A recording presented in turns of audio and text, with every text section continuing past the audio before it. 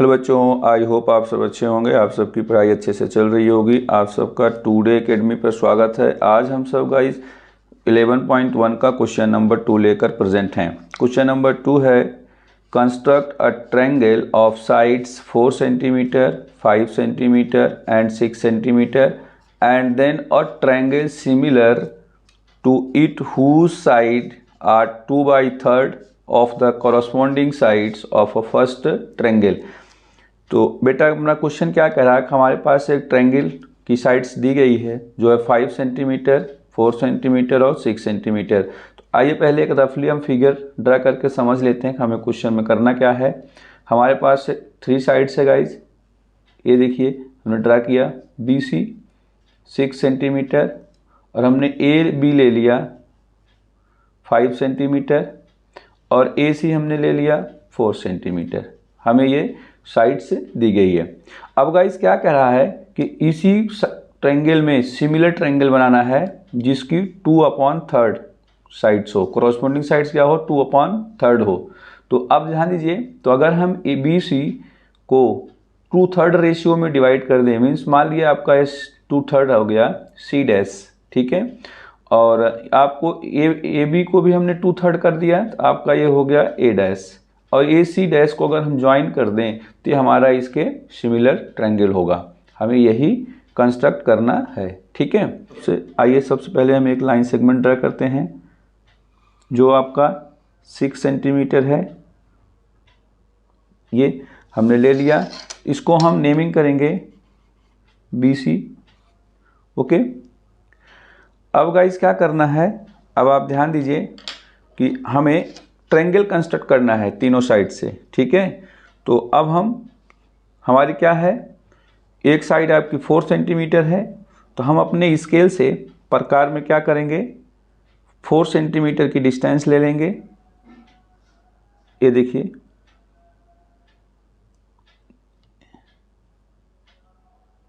हमने ये 4 सेंटीमीटर की डिस्टेंस ली। डिस्टेंस ले करके हमने अपना प्रकार रखा किस पर, पॉइंट C पर।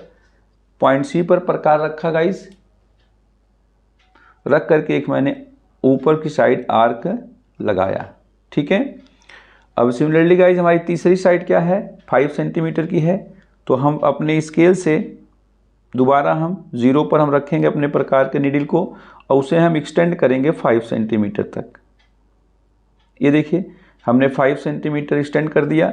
अब हम सिमिलरली पॉइंट B पर अपने प्रकार को रखेंगे, रख करके एक आर्क ड्रा करेंगे जो प्रीवियस आर्क को पॉइंट A पर कट कर देता है, ठीक है।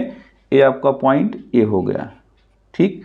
तो ये पॉइंट आपका ये हो गया। अब हम दोनों AB और AC को ज्वाइन कर देंगे गाइस। क्या करेंगे, AB,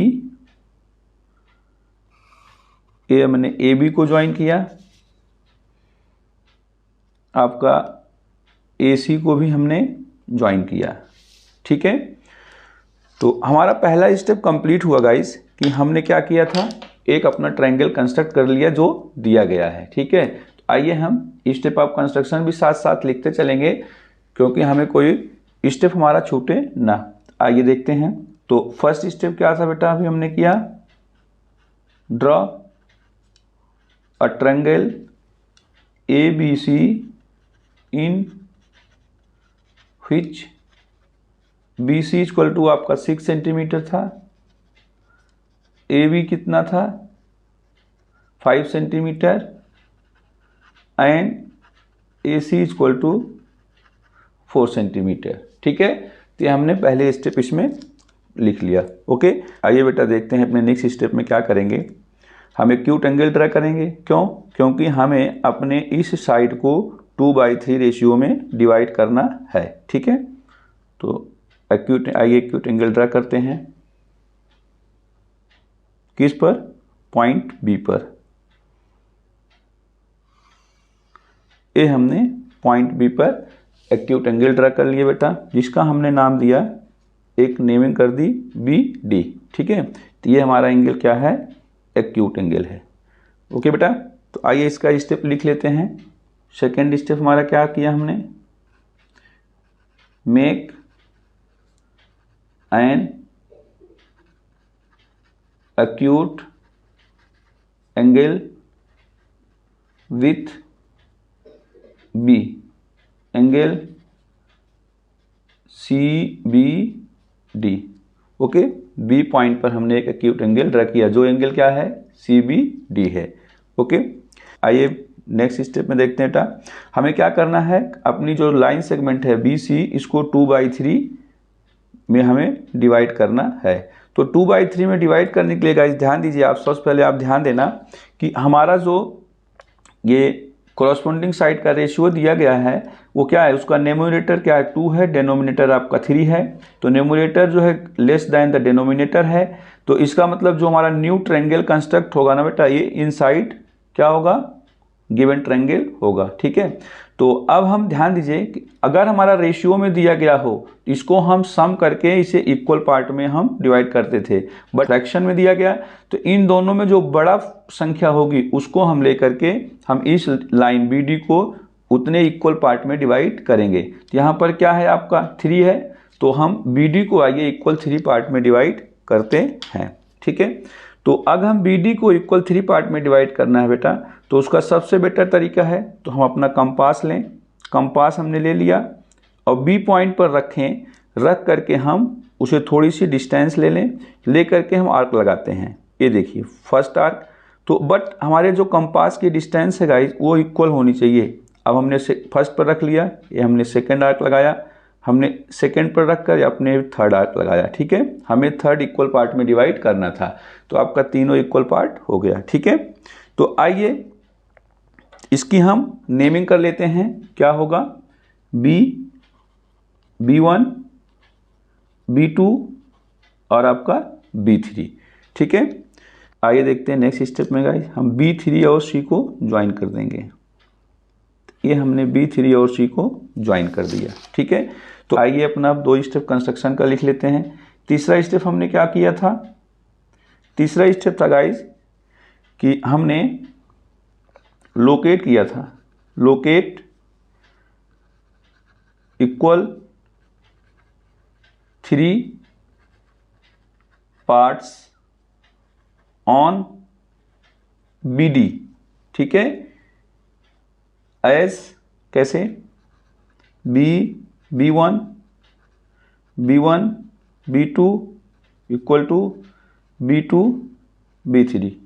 ओके, उसके बाद गाइस क्या किया था हमने, चौथे स्टेप में अपना ज्वाइन किया था B3 to C, join B3C। Okay, आइए बेटा नेक्स्ट स्टेप में देखते हैं क्या करेंगे। हम B2 पर, क्योंकि हमारा न्यूमरेटर जो हमने छोड़ा था वो 2 है, तो B2 पर V3 और C के पैरेलल एक लाइन ड्रा करते हैं। ठीक है, तो पैरेलल लाइन ड्रा करने के लिए बेटा सबसे बेटर आपका है, आप अपना कंपास लीजिए, तो जो आपका ये एंगल बना है B3C, इसके इक्वल आप एंगल बनाइए कहाँ पर, B2 पर। तो आइए देखते हैं हम कैसे बनाते हैं एंगल। ठीक है, तो हम B3 पर रखेंगे बेटा अपने कंपास को, एक आर्क लगाएंगे। ठीक है, ये थोड़ी सी डिस्टेंस ले लिया, ले करके हमने देखिए आर्क लगाया। ठीक है, जो आपके जो BD और B3C को इंटरसेक्ट करता है। ठीक है, अब हम सेम डिस्टेंस लेकर के B2 पर भी रख कर बेटा एक आर्क लगाएंगे। देखिए हमने रख लिया, तो सेम डिस्टेंस है गाइस, डिस्टेंस हमारी सेम होनी चाहिए। ये हमने आर्क लगाया। ठीक है,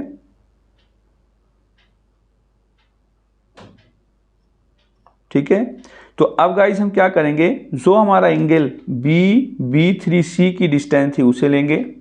ये देखिए मैंने लिया, इस एंगल की जो डिस्टेंस है। अब गाइस क्या करेंगे, जो हमारी B और B3 और C की एंगल की डिस्टेंस है हमने उसे लेना है। ये हमने लिया। ठीक है, ले करके बेटा जहां पर हमने B2 को रख के आर्क लगाया था उस पॉइंट पर रखेंगे और वहां पर एक आर्क लगाएंगे जो आर्क को कट कर देता है। ठीक है, अब हम अगले स्टेप में क्या करेंगे, आइए हम अगले स्टेप में देखते हैं क्या करेंगे। B2 और जो आर्क हमारी कटी थी उसे ज्वाइन करेंगे। ठीक है, आइए देखिए, हमने B2 और जो हमारी आर्क कटी थी हमने उसे ज्वाइन किया। देखिए ये ज्वाइन हो गया बेटा। तो हमारा जो न्यू पॉइंट आया उसे बोलेंगे गाइस हमें C डैश। क्या आया आपका? C डैश आया। ठीक है, आइए पांचवा स्टेप लिखते हैं। B2 draw a parallel line. किसके पैरेलल लाइन ड्रा किया था? B3C। C इज कौन सी? B2C dash. B2C dash by making equal angle B3C। Making by making equal angle. कौन सा एंगल बेटा? B3C। Angle B3C। ओके, तो आइए नेक्स्ट स्टेप देखते हैं। अब गाइस हमें क्या करना है नेक्स्ट स्टेप में कि हमारा जो ये है C डैश पर भी एक हमें पैरेलल लाइन ड्रा करनी है AC के। ठीक है, तो अगर हमें C डैश पर भी AC के पैरेलल एक लाइन ड्रा करनी है तो हमें सेम प्रोसेस करना है कि हमारा जो एंगल BC और A डैश का एंगल है सेम एंगल हमें बनाना है C डैश पर। तो उसके लिए बेटा हमने अपना कंपास लिया। कंपास लेने के बाद हमने अपने C पॉइंट पर रखा, एक आर्क ड्रा किया ये। ठीक है, अब क्या करेंगे गाइस? C डैश पर रख करके सेम डिस्टेंस लेकर के हमने आर्क लगाया। ये देखिए सेम डिस्टेंस लेकर के हमने आर्क लगाया। किस पर? C डैश पर रख करके। ठीक है, जो डिस्टेंस हमारी C पर लेकर हमने आर्क लगाया था। अब क्या करेंगे गाइस? अगला इसमें क्या करना है? अब हमें एंगल BCA की डिस्टेंस लेनी है। तो देखिए हमने एंगल BAC की डिस्टेंस ले ली। अब हम जो हमारा C डैश पर रख के हमने आर्क लगाया था, जो BC को कट किया था उस पॉइंट पर हमने रखा और एक आर्क लगाया। डिस्टेंस हमारी सेम होनी चाहिए गाइस। ठीक है, अब हमें क्या करना है? अब हम C डैश और उस आर्क को ज्वाइन करेंगे। C डैश और आर्क को हमने ज्वाइन किया तो जो BA को A डैश पर कट करती है। ठीक है, A डैश पर कट करती है। तो आइए इस स्टेप को हम लिख लेते हैं। छठा स्टेप है हमने with C dash draw a parallel line. C dash से पैरेलल लाइन ड्रा किससे किया था? AC के पैरेलल ड्रा किया था। Draw parallel line to AC is C dash A dash by making equal angle. कौन सा इक्वल एंगल? BCA। ओके बेटा, तो अब आप ध्यान दीजिए, तो यही हमारा जो रिक्वायर्ड ट्रायंगल बना। क्या बना? A dash B C dash, ये हमारा रिक्वायर्ड ट्रायंगल होगा। तो आपका seventh step, thus triangle A dash B C dash is our required triangle. Okay, तो बेटा ये अपना कंस्ट्रक्शन हो गया। ठीक है, तो अब हमें क्या करना है? इसका जस्टिफिकेशन करना है। ठीक है, तो हमें जस्टिफाई क्या करना है कि आपका देखिए जो हमें सिमिलर ट्रायंगल बनाया है इसको 2/3 ही तो हमें प्रूव करना है। ठीक है, तो आइए देखते हैं क्या है।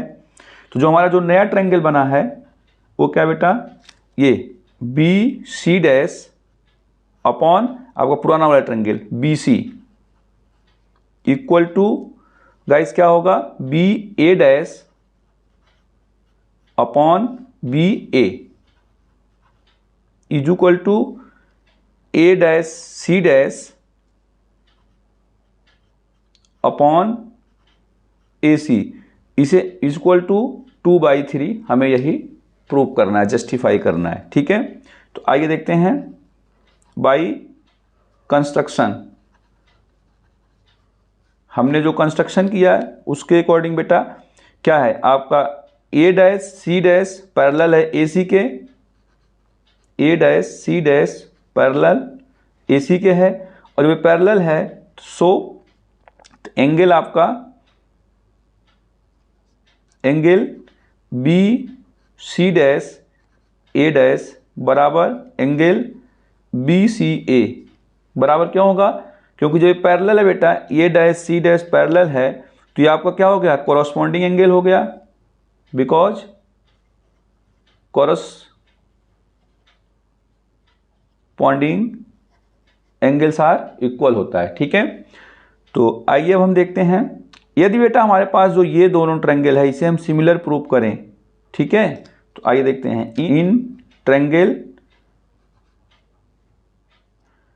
ए dash B C dash and triangle A B C. ठीक है, तो आपका ए डैश बी और सी डैश हमने लिया, ए बी और सी लिया। ठीक है, तो अब देखिए गाइस क्या है कि हमने लिया है एंगल बी सी डैश ए बराबर एंगल बी सी ए। ठीक है, ये हमारा प्रूफ है। एबव क्या है, ये हमने प्रूव किया है।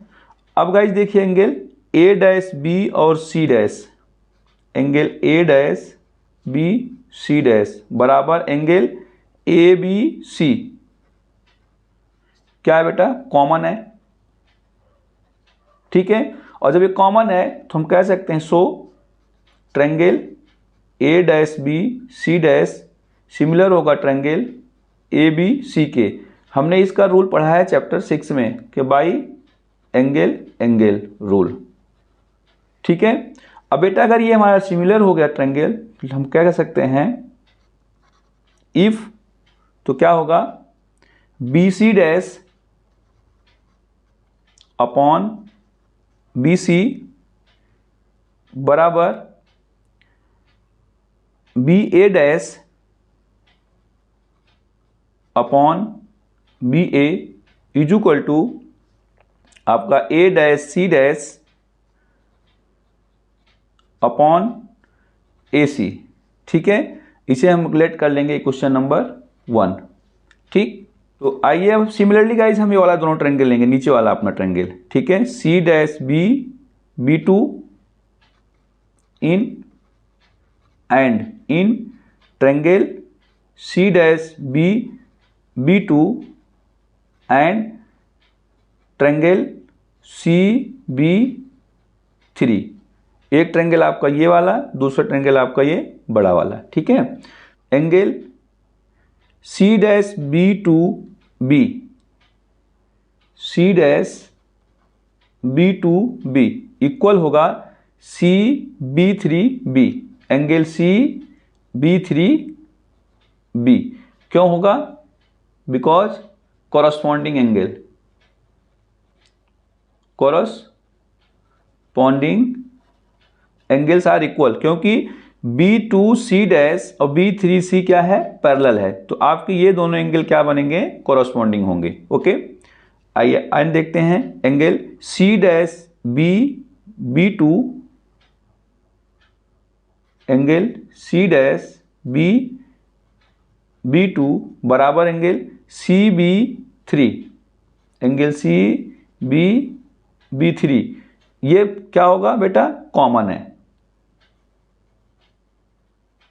क्या है? कॉमन है। ओके, और जब कॉमन हो गया तो हम कह सकते हैं दो ट्रायंगल इसके इक्वल हैं, सो बेटा इसके दो एंगल इक्वल हैं, तो हम कह सकते हैं so triangle C dash B B two similar होगा triangle C B B three. ठीक है, by rule angle angle. Okay, और जब भी हमारा ट्रायंगल सिमिलर हो गया तो हम लिख सकते हैं बेटा इफ, क्या लिख सकते हैं? If B C dash upon B C is equal to, अब क्या लिख सकते हैं? B B two upon B B three, क्या?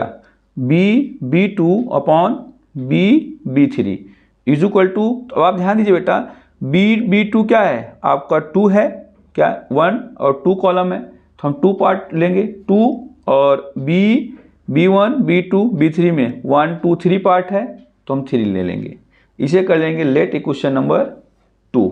ठीक है, तो गाइस अब ध्यान दीजिए, हमने कर लिया तो हम क्या कर सकते हैं जस्टिफिकेशन में। अब आप देखिए हमने जो इक्वेशन 1 लिया था ये, और इक्वेशन हमने जो ये सेकंड फाइंड किया है, तो ये दोनों क्या है आपके, क्या है BC' और BC' के इक्वल हैं।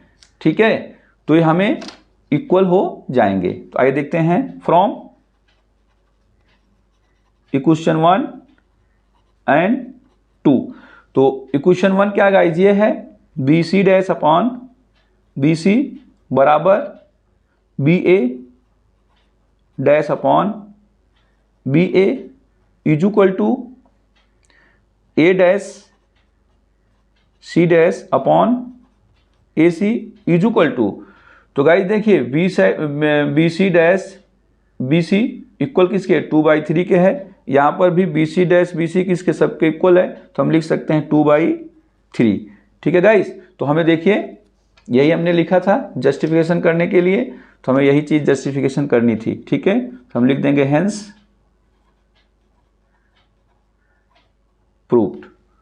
ओके, आई होप आप सबको क्वेश्चन क्लियर हुआ है। तो आप मेरे चैनल को सब्सक्राइब कीजिएगा, लाइक कीजिएगा, कमेंट कीजिएगा, अपने दोस्तों को शेयर कीजिएगा। थैंक्स ऑल ऑफ यू, सभी को राम राम।